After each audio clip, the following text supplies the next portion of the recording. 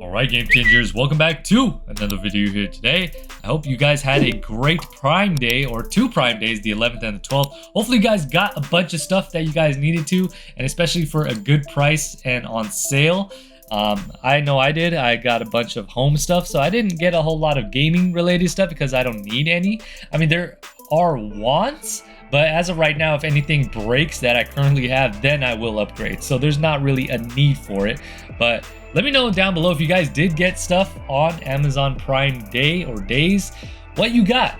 Okay, it doesn't have to be necessarily gaming related, just anything in general, what it is you got, and hopefully you guys got a good deal. But anyways, there is some great news, especially for those of us who are on the Xbox with this whole Microsoft deal, because it seems to have done something actually good and forced Activision. Actually, I don't even know if it's forced them, but it has in good faith done something that has allowed the older Call of Duty games on the Xbox 360 and their servers to be fixed and where they are able to be played again. And as you may know, matchmaking on these games had been broken for some time, and players were unable to find matches, and it was starting to look like these games would be unplayable. However, there have been reports, and I personally haven't gone back and played it. I'm excited to. I'm gonna try it probably today.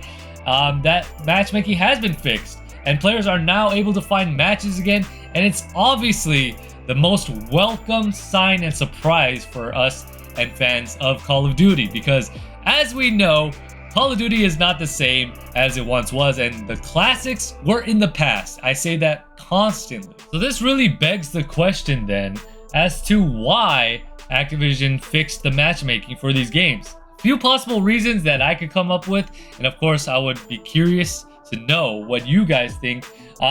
Here's a few reasons why I think they did this. It's to appease the fans. I mean, obviously the old Call of Duty games are very popular, and many of us were frustrated that we were unable to find these matches, and fixing this matchmaking is a way to show us that Activision is still committed to supporting these games. I don't really believe it too much, only because they can't profit off of that, but at the same time, we were complaining to Activision or about the fact that we couldn't play these old games, so maybe they've heard us. I don't know, that's just one possibility.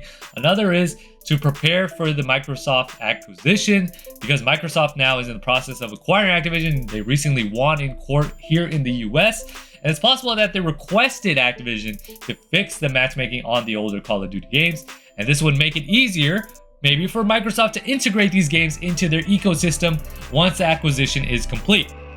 Which at the end, which I am really hoping for, is that they include all Call of Duty titles on Game Pass. That would be absolutely amazing. Okay, so that is the biggest hope that I have with this acquisition that they are able to implement, or maybe even provide like an MCC type of thing where they have all of these Call of Duty games in one. You know what I mean? That would be absolutely amazing. Another reason is maybe to simply fix a bug. It's possible that Activision simply fixed a bug that was causing matchmaking problems on the older Call of Duty games. So maybe that could have been the most straightforward explanation as far as this whole thing. But it also is possible that there are other factors at play. You know, there's more to it than just that, because maybe if that was the problem, maybe if it was just a simple bug, they would have fixed it a long time ago. But like I said before, since they can't profit off of those new games because we've already bought them, there's no reason for them to do so. So maybe, you know, again, that theory gets thrown out of the water as well. So, I mean, I really don't know. Another couple of possibilities or additional thoughts could be the fact that they are fixing matchmaking on older Call of Duty games, because it could be that Activision is probably planning to release maybe new content for these games in the future. This is of course speculation, but it is possible that Activision is looking to revitalize interest in these games by making them more accessible to players. That could be a possibility. Another thing is to fix matchmaking could be a way for Activision maybe to test out new matchmaking technology. And if the fix is successful, Activision could use this same technology to improve matchmaking on the newer games. So there's that as well. And a couple of things that, you know, people have been saying across the board is, for example, I'm so glad that matchmaking is fixed. I was starting to think that I'd never be able to play Modern Warfare 2 again, and how right is that? The original Modern Warfare 2.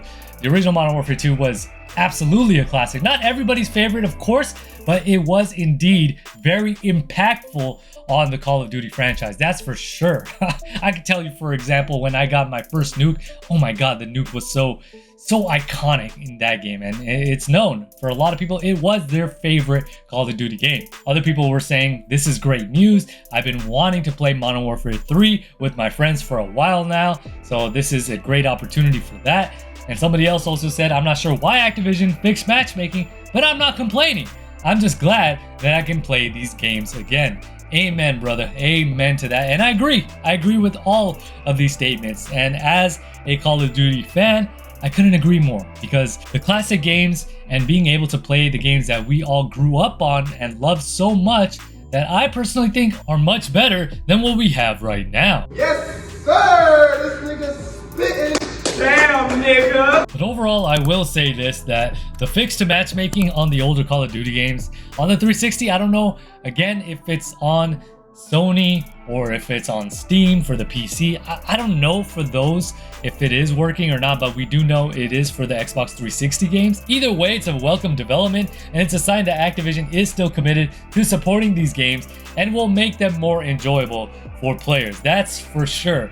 But then again, if you really think about it, it's like if they had this capability in the first place to do so, they could have done this a long time ago. You know what I mean? But with the acquisition of Microsoft, I think the thing that makes the most sense is this is the reason why they did it. Because now they know that Microsoft is going to be in charge. They're going to expect a few things. So especially if they are later on going to think about putting all of these Call of Duty games on perhaps Game Pass, then this would make the most sense. So that way they would be optimized for that. Imagine optimized Call of Duty games, especially the older Call of Duty games. That would just be absolutely amazing. Imagine Black Ops, Modern Warfare 2, the original, Modern Warfare 3, all of the fan favorite games that people really enjoyed, optimized for the newer gen consoles, or now they're gen consoles, and then also for the PC, so that way they play really good. That would just be, oh my god, that would be amazing.